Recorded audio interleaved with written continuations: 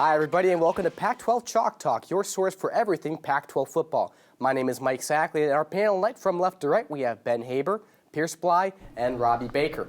All right, guys, let's go ahead and dive right in. The game on everybody's TV this weekend was Stanford at Arizona. The Cardinal came away with an impressive 38-10 win over the Wildcats, despite losing defensive leader, middle linebacker Shane Scove. Ben, we'll start with you. Do you guys think that the Stanford has what it takes to contend for a BCS championship?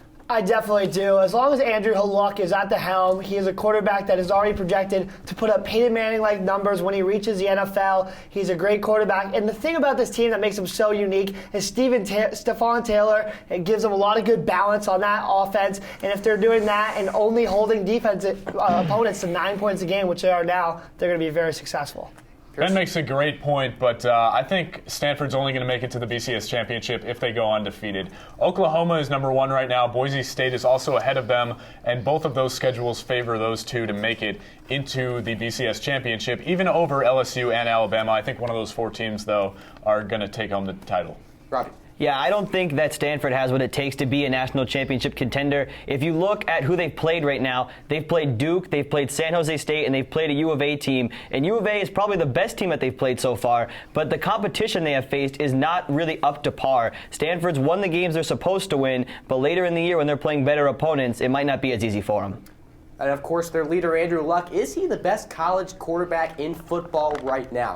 Here are some of the stats for his last couple of games for the Stanford Cardinal. Look at his numbers for this season. 8 touchdowns and 1 interception so far. He is on pace for a really strong season. Pierce, we'll go and start with you on this one. Is Andrew Luck the best quarterback in college football right now? Yes, Andrew Luck is the best quarterback in college football, and followed closely by, I would say, Matt Barkley, the third-year starter for USC. Like you said, he has over 700 yards passing already with 8 touchdowns. I think he's going to do great things with Stanford this year. I think it's hard to make a case for anybody being better than Andrew Luck right now. Just what he did at U of A was great last weekend. He led them to a big victory that they needed. It's going to be very hard for anybody to overtake him, as he should have probably been the number 1 pick in the draft last year. Besides the skills that Andrew Luck possesses, he's obviously the best quarterback in the class. But the thing that's going to separate him from quarterbacks like Matt Barkley and stuff is he goes to Stanford. His ability to understand an offense, come in, and he's going to have a smooth rookie transition is going to be the best quarterback in this class, definitely. Now, talking about other quarterbacks in the Pac-12, Nick Foles of the University of Arizona has put up some gaudy numbers so far in the early season, despite the struggles of his Arizona Wildcat team. Now, Nick Foles really hasn't gotten a whole lot of the support that Arizona would have needed to have won the first couple of games. But, guys, we'll still go ahead and start with Robbie on this one. How does Nick Foles compare to other Pac-12 quarterbacks? I think Nick Foles is the second best quarterback in the Pac-12. You see a great pass he made right here against a good Stanford defense. Some sheer just numbers on Nick Foles. He's 95 for 126 on the year. He has 1,049 yards, 7 touchdowns, no interceptions. One of his touchdowns shown just then. This guy is leading a 5th-ranked overall passing offense with a team with, other than Jerron Kreiner, not much around him. Pierce? I would have to disagree with Robbie on that one. I think Matt Barkley is better than Nick Foles, but not quite as good as Andrew Luck. Matt Barkley, like I said earlier, a third-year starter for USC, pro-style offense. I think he is second best. Matt Barkley I would take as the second best quarterback in this class. Also, Matt Barkley has 892 yards on the season, 9 TDs, 1 interception. Experts Todd McShay, Mel Kiper Jr. both project him to be the second quarterback in this class. Although Nick Foles does look to be a good prospect, standing in at 6'5" and 240 pounds. Now, taking a look at some other games from this past weekend, a lot of Pac-12 teams took care of business against non-conference teams. USC beat Syracuse by 21 points. Of course, Matt Barkley, like you just mentioned, 5 touchdowns in that game. Utah handled rival BYU by 44 points. A normally close rivalry between two former Mountain West Conference teams. Utah won in a rout. Oregon defeated Missouri State by 49, no surprise there. And, of course, Cal cleaned up against Presbyterian, winning their home opener at AT&T Park by 51 points.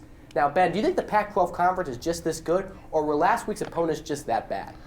I think at this point it's tough to tell, Mike, because the opponents they played were really bad, so I think it's more of the opponents being bad. But let's wait and not count out the Pac-12. They might be that good, but it's early on in the season. They got to play each other, play some more quality opponents to judge and see how really good they are. I think BYU is better than their record, 1-2. They put up a good fight at Texas, only losing by 3 a week ago. Pierce? I would have to agree with Ben. I think it's too early to tell, but I would have to say that the Pac-12 is not as great as it looks on paper. If so, Arizona State would have beaten Illinois, Washington would have come away with a win over Nebraska, and UCLA would have taken care of Texas again. I just don't think the quality of the opponents were that of quality this week. I think when you look at the Pac-12, it's a question mark. People really don't know what the Pac-12 has to offer, but last week was definitely a case of not good opponents that the teams were playing. I mean, Presbyterian, no one even know. I don't know where Presbyterian is, actually. Missouri State is not a great opponent. The Pac-12 did what they should have done by winning those games, but it doesn't mean that they're great teams.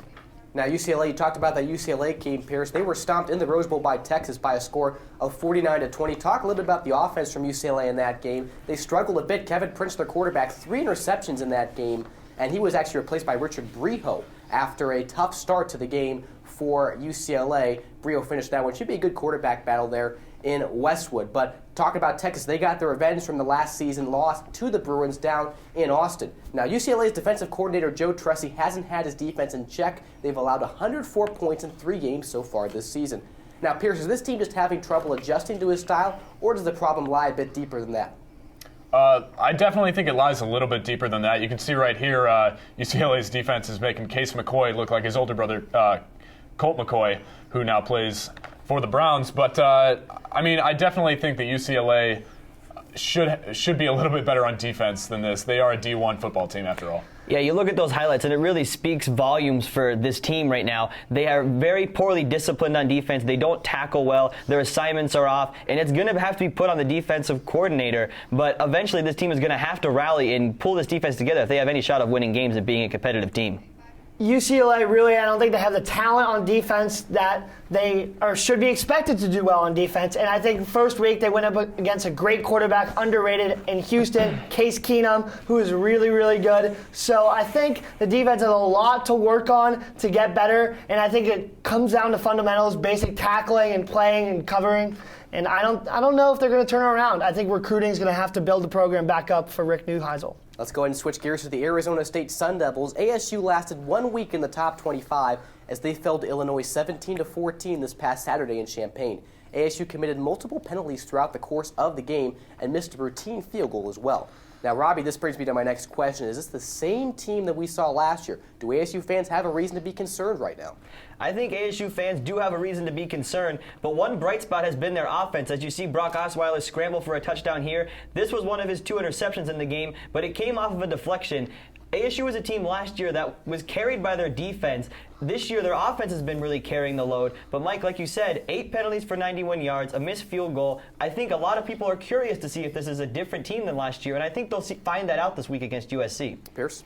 Yeah, obviously penalties are going to hurt any team, especially 91 yards worth. I think ASU also has to not get involved in 3rd and long situations. A lot of incomplete passes by Brock Osweiler, a lot of runs that went for negative yardage. So I think ASU's definitely got to turn that around offensively. Definitely. The offensive line really let down ASU this week. That was mainly the strength of this team, bringing back the same core that they had last year. And Brock really looked flustered in the pocket. Didn't have a lot of time, but a great quarterback like Brock Osweiler should make an adjustment and get rid of that ball quick, make some adjustments at the line, maybe go quick slants instead of runs, and do some things to really mix it up and keep that Illini defense off balance.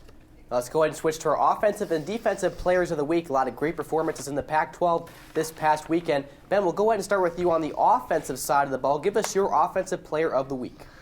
My offensive player of the week definitely goes to little Michael James. Only had 12 carries, but had 203 yards on the game and 3 touchdowns. Hadn't had a 100-yard game up until this point, and he broke out this week. Yeah, I'm going to have to go with John White of Utah. I mean, 174 yards on 22 carries, 3 touchdowns in their monstrous defeat over BYU. He's my offensive player of the week. And I'm going to go with a player who really didn't have the most flashy stats. I'm going to go with Stephen Taylor, the running back from Stanford. He had 22 carries, 153 yards. He didn't actually find the end zone in this game, but his ability to move the ball in the second half let Stanford control the tempo of that game and ultimately beat U of A. Now we'll go and switch over to Defensive Player of the Week. Ben, we'll start again with you. Give us your Defensive Player of the Week from this past weekend. Defensive Player of the Week goes to Cal senior linebacker Sean Cattouse. Cattouse had 2 interceptions on the game and held that Presbyterian offense to only 48 yards on the day. Pierce.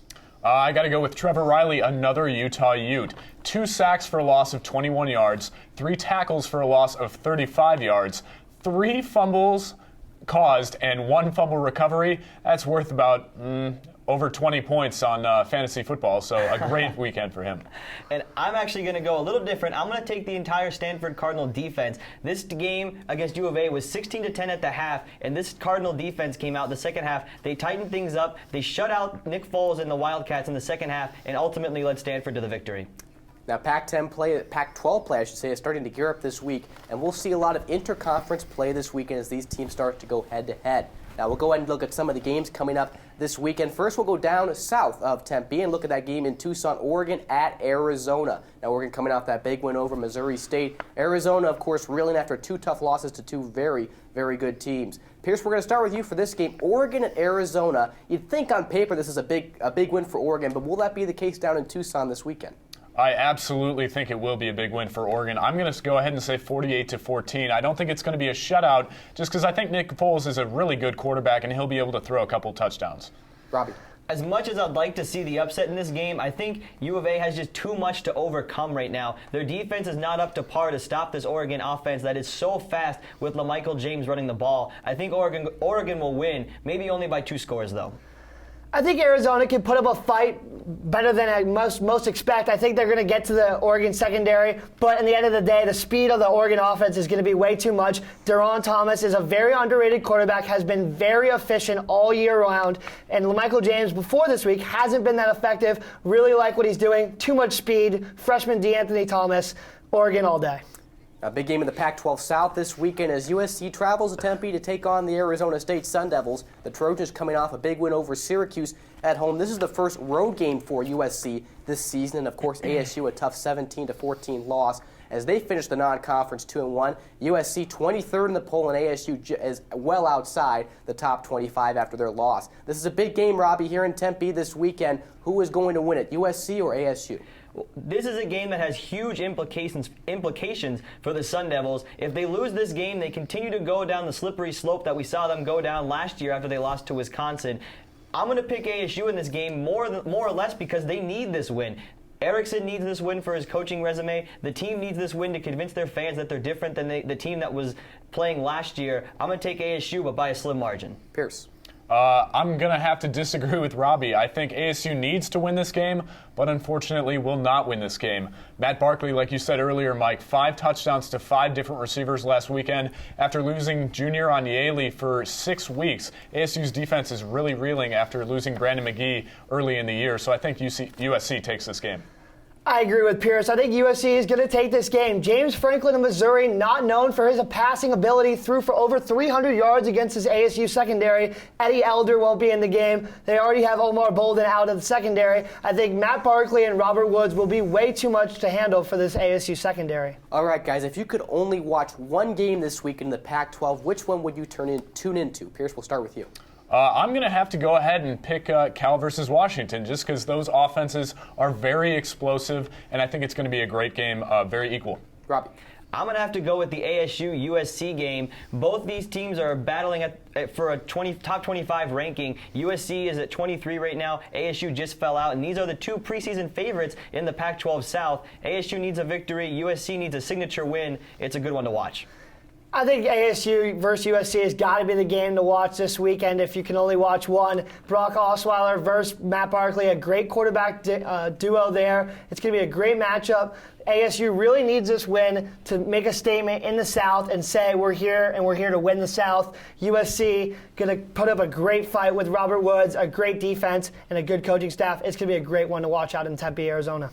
All right, thanks, guys. That's all the time we have. Thanks for joining us. For more Chalk Talk, be sure to subscribe right here on YouTube and follow us on Twitter at Pac12 Chalk Talk. For Ben Haber, Pierce Bly, and Robbie Baker, I'm Mike Sackley. We'll see you next time.